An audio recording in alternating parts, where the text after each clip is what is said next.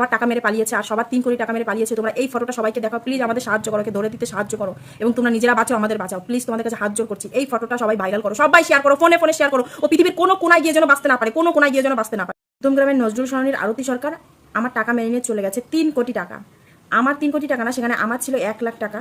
আর আশেপাশে পাড়ার সবার হাহাকার পড়ে গেছে। গরিব মানুষ কত কষ্ট করে লোন তুলে কত কষ্ট করে টাকা দিয়েছে। সে সবাইকে আশা দিয়েছে যে তোমরা আমাকে একটু সাহায্য করো, তার বিনিময়ে হচ্ছে সে সামান্য কিছু টাকা বেশি দেবে।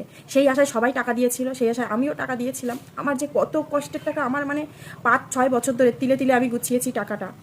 1 লাখ টাকা, যে আমার 1 লাখ টাকা হয়তো বড় লোকদের কাছে কোনো ব্যাপার না, আমার কাছে মানে 1 কোটির সমান।